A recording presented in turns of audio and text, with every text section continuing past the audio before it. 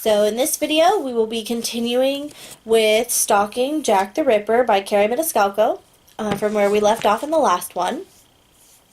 Before I begin, I did want to say that I will be doing the Q&A tomorrow. I have gotten some really great questions submitted, so thank you for all those that have submitted your questions.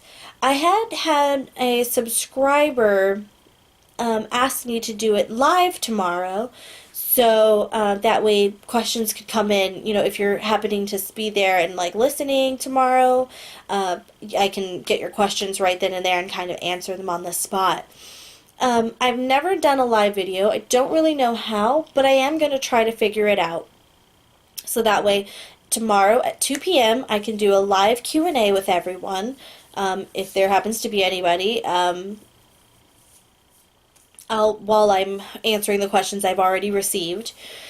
And then just kind of go through until there aren't any more questions. If there aren't any, then they'll just be the recorded questions that I've gotten so far.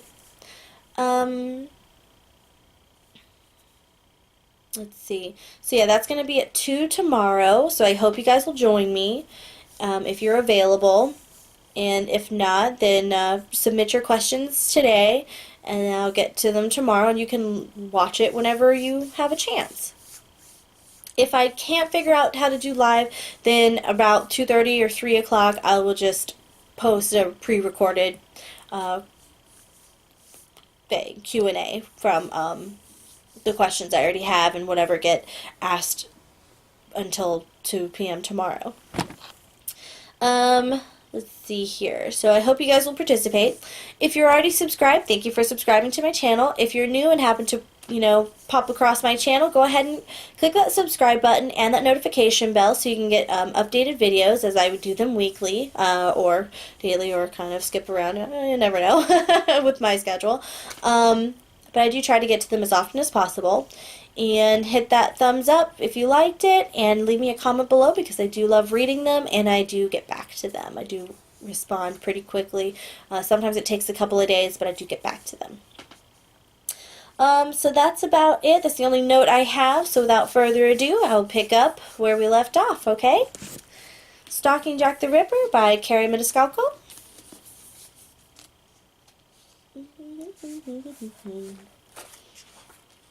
Chapter 16.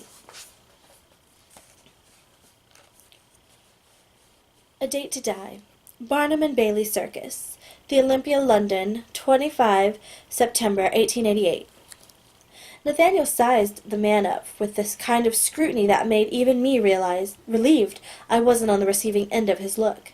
It was clear Nathaniel didn't appreciate the intrusion on a night meant to be light-hearted, especially from Scotland Yard, and he wasn't shy in expressing those feelings, even if the young man standing before us aided father. "I apologize, but it's urgent," Superintendent Blackburn swallowed hard, feeling the full force of a Wadsworth polite, controlled wrath, but didn't avert his gaze. "Brave or foolish man, I hadn't quite made up my mind. Perhaps bravery and foolhardiness were too closely related when it came to him." I narrowed my eyes. Now I knew why his name had sounded so familiar. "Exactly how many times did you save father from the opium dens, only to send him back to us without any proper treatment, Superintendent?" Audrey rose. Nathaniel hissed, finally returning the firm shake, possibly a bit harder than necessary, as Blackburn subtly rubbed his hand afterward. "It's quite all right," the superintendent said. "My lovely sister's a bit spirited. Your last meeting is a memory that'll be burned into your mind for years to come, I'm sure." Nathaniel's tone implied teasing, but his eyes held no hint of humor. "Apologies, but were you calling on her regarding the awful murders in Whitechapel, then?" He shot me a worried glance. "No matter how strong her heart, I do not agree with bombarding her with this mess time and again." "Afraid I can't say much, as the case is still under investigation, but yes, it has something to do with all that." Blackburn pressed his lips into a firm line. He had a fine face for such a miserable human being. I'm very sorry I was the one who took your uncle away, for what it's worth. I think very highly of him." Nathaniel straightened his tie, but didn't say another word. I feared he'd reach over and slap the officer with one of his discarded gloves, should I show any more outward signs of being upset. Might I have a word with your sister now? Blackburn held his hands up when I made a protest. It'll only be a minute. Contrary to what you both may believe, I do not wish to disturb your evening. I couldn't control the laughter from bubbling up my throat. Oh, yes, because you're so concerned with disturbing people's lives without due cause. How silly of me to forget. Arresting an innocent man and destroying his reputation is rather dull, now that you mention it. Why not ruin his niece's evening as well? I smiled sweetly. Then you can add picking on innocent men and young women to your growing repertoire. Perhaps. I tapped a finger against my lips in mock contemplation. You should kick a child while you're at it. Shall I help you pick one out? A flash of pain crossed his face, rendering me almost sorry for having said it. Then I recalled he was responsible for holding Uncle in an asylum lovingly referred to as Bedlam, refusing him any visitors, and any trace of an apology fizzled away on my tongue. I lifted my chin, commanding myself to remain impassive. From the corner of my eye I watched Nathaniel fidget with his cuffs. He was getting more upset by the second, and that was something I did care about. His evening shouldn't be ruined by this intruder. He looked at me, a silent question in his gaze, and I nodded. Might as well get this over with. After you, sister. Nathaniel stood, then motioned for me to do the same. Gathering my skirts in my fists, I moved into the aisle, not waiting to see if Blackburn was following. Once we made it to the main room, Blackburn took my elbow, guiding Nathaniel and me into a smaller area sectioned off by elaborately painted wall screens, serving as the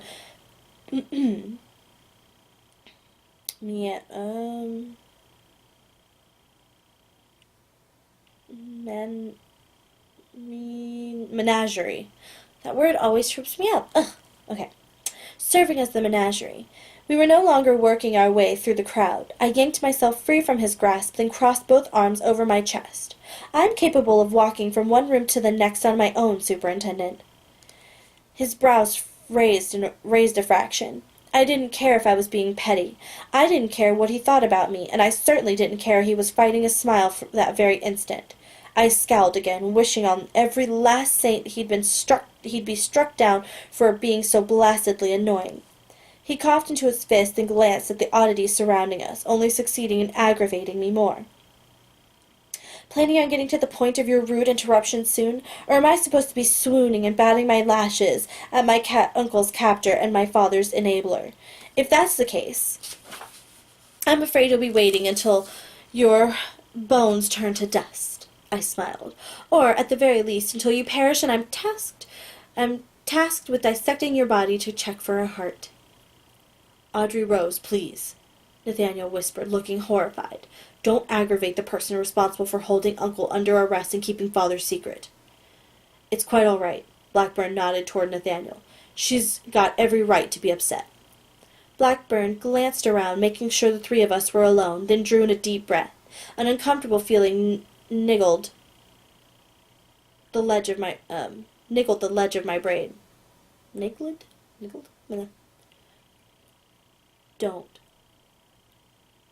I shook my head, begging him to keep whatever toxic words he was about to say to himself. I don't want to hear anything you've come to say. I've got more than enough to worry about as it stands. Audrey Rose. My brother reached for me. You mustn't. I needn't know a single thing more. I cut my brother's protest off. Not tonight.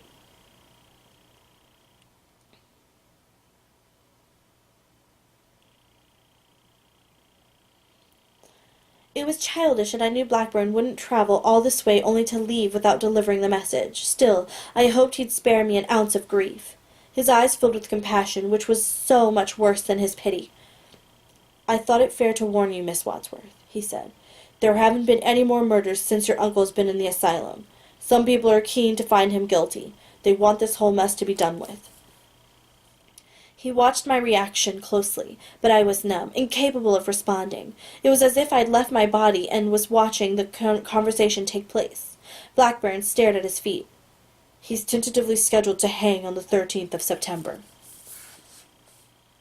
That's barely 5 nights from now, Nathaniel said, ripping me from my shadowy haze. How could they possibly hold a trial and execution so quickly? Hardly seems legal, I said, searching my brother's face for help. That's because it isn't. Blackburn took another deep breath. Your brother's correct. There will be a trial, but it'll be far from fair. They'll find your uncle guilty and hang him before the ink on his execution order is dry. The public is out for blood. Members of Parliament have made proclamations, and your uncle's the perfect target." Blackburn ticked off each of Uncle's offenses. He was in possession of blood-stained gears we found near the bodies. Someone of his appearance was seen with the last victim. He has no alibi for either murder. Worst of all, he possesses the skill it took to extract organs. "For goodness sake, is that all?" I waved a hand in the air. "I possess those very skills. Perhaps I'm the murderer." I paced in the sectioned-off room, my hands clenching at my sides. I felt like a wild animal forced to dance around for people's amusement, and loathed it. Maybe I'd free every last baboon, horse, and zebra in this circus before leaving this evening. Jumbo, too, while I was at it. Nothing should suffer so incredibly at the hands of another. I turned my attention back on Blackburn. "Can't you stop this madness? Innocent people cannot be hanged. It's grossly unjust. Surely this can't be the end." He shoved his hands into his pockets, avoiding my eyes as if he'd contract some wretched disease simply from looking upon me. Maybe he could. Hatred was drenching my entire being with its oily residue. "They've only just closed out the inquest of our former servant," I said. "Oh, they've only just closed out the inquest of our former servant," I said, mostly to Nathaniel. "There's got to be some way of repealing this abomination to our ruling system. They'll have to finish the inquest of Miss Anne Chapman at least. Shouldn't that offer a bit of more time?" Nathaniel bit his lips, seeming uncertain. "I'm still learning the intricacies of the law. I'll consult my mentor." I stared at him, willing him to make everything better. My brother held his hands up. "I'll call on him now. See if I can get this all sorted out. Try not to worry, sister. I swear I'll do everything I can to save Uncle. You believe me?" I nodded. It was all I could do, but it satisfied my brother enough. He turned his attention on the superintendent, his voice cold. "Will you see my sister home? I assume you'll give her a decent police escort, especially after dropping all this into our laps." It was useless telling Nathaniel I could hire my own carriage home, or look for Aunt Amelia and Liza and travel with them, so I kept my mouth shut while he made arrangements with the superintendent. When my brother was gone, Blackburn cocked his head, a movement showing a new, calculating side I hadn't noticed before, but knew existed. "Did you say Miss Mary Ann Nichols was your former servant, Miss Wadsworth?" Excitement radiated from him. I didn't trust him or his new mood, and promptly pressed my lips together. Last thing I wanted was to give Scotland Yard another reason to point their spindly fingers at my family. Undeterred, he stepped closer, filling the space with his enormous presence, forcing me to meet his inquiring gaze. I swallowed a coil of fear away. There was something dangerous about him, though it could simply be because he held Uncle's life in his hands. "You do realize I may be the only person in London, other than your family, who cares whether or not your uncle lives. Won't you help me solve this case?" Blackburn asked. "Miss Wadsworth, I'm entrusting you to help free your uncle and apprehend the murderer." He ran a hand through his fair hair, ruffling his already unruly locks. I wanted to help Uncle more than anything. I simply wanted to do it on my own, without involving the person who'd arrested him to begin with. Though it was flattering he respected my intelligence and amateur sleuthing enough to involve me at all. When I still hadn't uttered a word, he grabbed my elbow, spinning me about. "If you don't want to assist me, let's see someone you do want to help." "If you don't let go of me this instant," I said between clenched teeth, "I'll be forced to employ a terrible fighting tactic my brother taught me upon your manhood." Wrestling against his grip, I realized too late he'd eased off because he was smiling. I huffed, tugging my arm completely away. Threats weren't meant to be amusing. I imagined he wouldn't be grinning if I'd actually committed my defense technique, and I wished I'd just done it. "Where is it you think I'm following you to?" Bedlam, Miss Wadsworth. Ooh, he's going to take her to the asylum. Let me see how long Chapter 17 is. Just because I'm curious. Oh, it's kind of short. Cool. Chapter 17, Heart of the Beast. Bethlem Royal Hospital, London, 25 September 1888. Rumors of Bedlam being haunted by monsters were true. At least they felt real enough as we moved swiftly down cold stone corridors. I held fast to my silky skirts, keeping them as close to my body as I could, while walking by cells of criminals and the insane. Arms stuck out like tree branches, searching for things to root themselves to. Or perhaps they were searching for a way out of this dark, dank hell. Blackburn did not hold on to me or offer his arm, trusting I could fend for myself in this abysmal place. Cries of tortured souls went up all around us, but we pressed on. The stench of unwashed bodies and chamber pots in desperate need of emptying was enough to turn my stomach inside out. The farther we sank into the asylum, the fouler the air became, until I was terrified of adding to the sickness surrounding us. "This way," Blackburn said, leading us down another bleak corridor. My mind spun with uncontrollable thoughts, one of the most terrifying being how to explain my whereabouts to my aunt should Nathaniel return home before I did. "It's a bit farther," Blackburn said over his shoulder, his footsteps clapping against the flooring as if a giant bell were tolling the hour during an otherwise silent night. "Criminals are kept in the heart of the beast." How charming!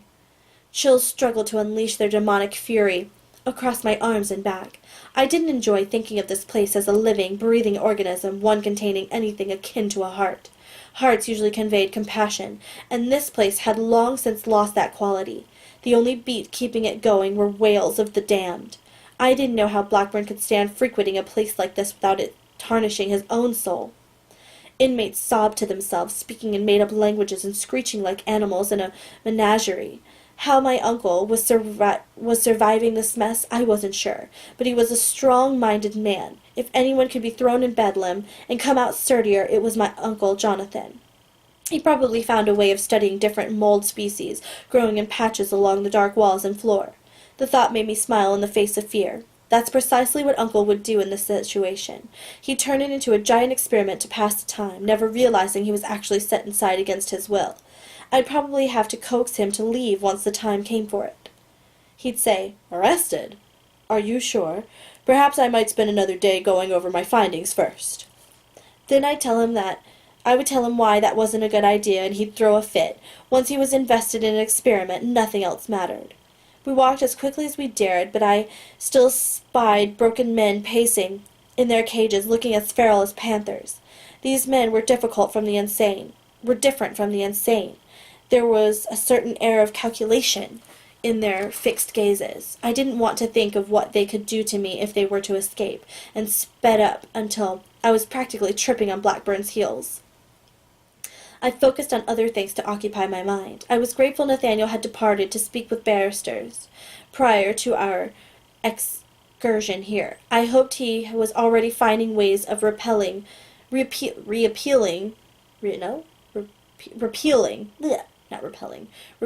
Uncle's arrest. He'd put his all into the finest details of the law, never surrendering until he found success. Finally, we stopped in front of the cell that had only a few rusted bars set into solid stone near the top, enough to pass food and water trays in, I assumed.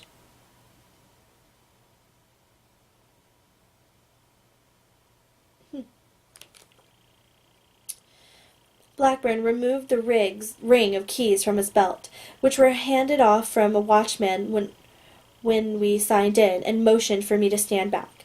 He was a fool if he thought I'd be anywhere but right there when he unlocked the door. I couldn't wait to see Uncle.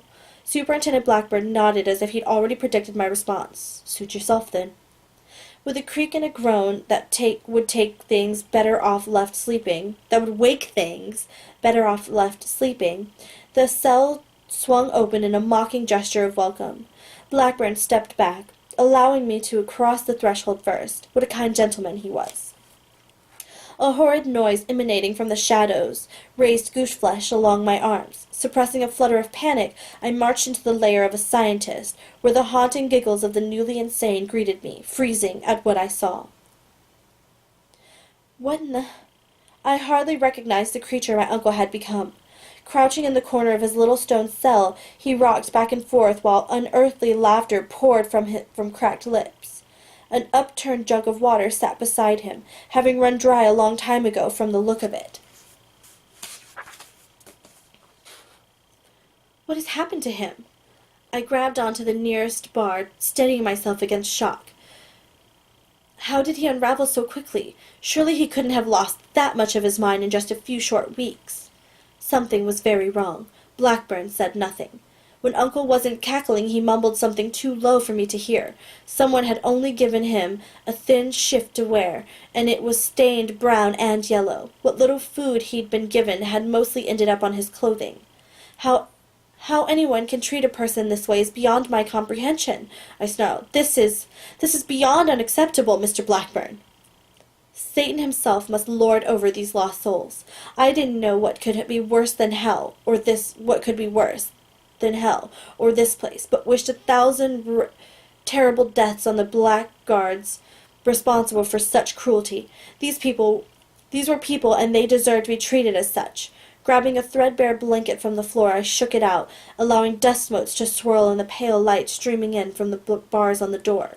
The cell was in the supposed heart of this place, yet there was a chill here that hadn't been present in the humid corridor. I approached my uncle slowly, not wanting to startle him, but desperately curious to learn what he was repeatedly whispering. The closer I got, the thicker the odor clung to molecules in the air. It smelled as though he hadn't bathed in at least 2 weeks and was using the floor to relieve himself. I fought a bout of rising nausea. His blond mustache was long and unkempt, meeting new facial hair growth in haggard tangles. There was something strange about his eyes apart from their unfocused mad glaze. He looked terrified. After draping the blanket around his shoulders, I knelt down, inspecting him closer. That's when I noticed the upturned bowl of slop and strange consistency of it.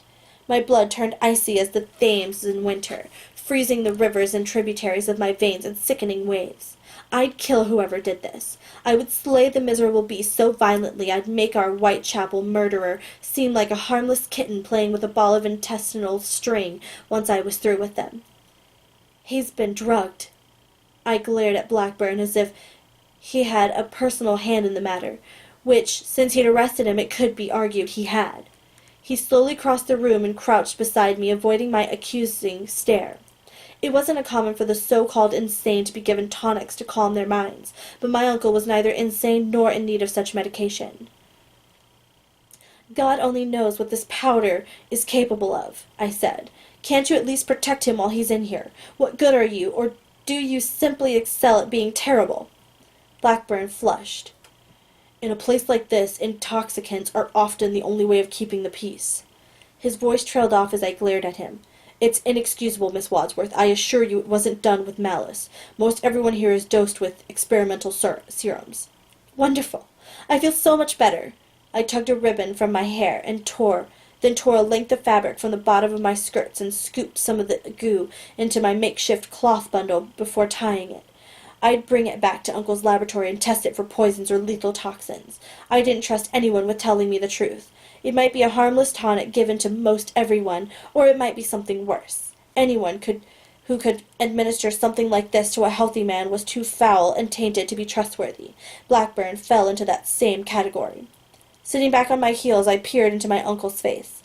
Uncle Jonathan, it's me, Audrey Rose. Can you hear me? Uncle was awake, but might as well have been sleeping, with his eyes open. He didn't see me or anyone else in the room, only whatever images were playing in his own mind. I waved my hand in front of his face, but he didn't so much as blink. His lips moved, and I could just make out what he'd been repeating since we first stepped into his cell. He was saying his full name, Jonathan Nathaniel Wadsworth, as if it were the answer to all the mysteries of the universe. Nothing useful, then. I gently shook him, ignoring the wave of disappointment crashing around me. Please, Uncle, please look at me. Say something, anything. I paused, waiting for some sign he'd heard me, but he only chanted his name and giggled, rocking back and forth so hard it was aggressive. My eyes pleaded with him to look at me, to respond, but nothing broke the trance he was in. Tears of frustration welled up. How dare they do this to my uncle? My brave, brilliant uncle. I clutched his shoulders, shaking him harder, not caring how abysmal I must look to Blackburn. I was a terrible creature. I was selfish and scared and didn't care who knew it. I needed my uncle. I needed him to help me exonerate him, so we could stop a madman from a murder spree that surely wasn't over yet. Wake up! You must fight your way out of this. A sob broke in my throat, and I shook him until my own teeth rattled. I couldn't lose him, too, not after losing mother to death and father to both Langdonham and grief. I needed someone to stay. I cannot do this without you, please. Blackburn reached over, gently pulling my hands away. Come, I'll fetch a doctor to watch after him. There isn't anything more we can do for him tonight. Once the drug is out of his system, he'll be able to speak with us. Oh? I asked, wiping my face with the back of my hand. How can we be sure this doctor of yours isn't the one who administered this? Cruelty to begin with. I apologize, Miss Wadsworth. I'm fairly positive it was just a routine procedure, he said. Know this. I'll make sure everyone is aware there'll be a steep penalty if your uncle is dosed again. His tone and his expression darkening his features was menacing enough to make me believe him. Satisfied as much as I could be, I allowed Blackburn to guide me from the cell, but not before I kissed the top of my uncle's head good-bye. My tears had already dried when I whispered, By my blood, I will make this right or die trying. Once we were back in the carriage, Blackburn gave the driver my address in Belgrave Square. I'd had enough of men telling me where I was going and rapped my knuckles on the side of the carriage, startling them both. I didn't care what Nathaniel wanted, what Amelia would say, or what Blackburn would think of me. Actually, you can drop me at Piccadilly Street, I said. There's someone I need to speak with urgently. That's the end of chapter 17. I wonder if that somebody she needs to speak with urgently is Thomas Cresswell. Let me see how long chapter 18 is. If it's short, we'll read it as well. But if not, it's looking like it's not short. Alright, it's pretty long. So we will pick back up on chapter 18 in the next video. Okay, so that's it for now. Reading by Ree until next time. Okay, bye!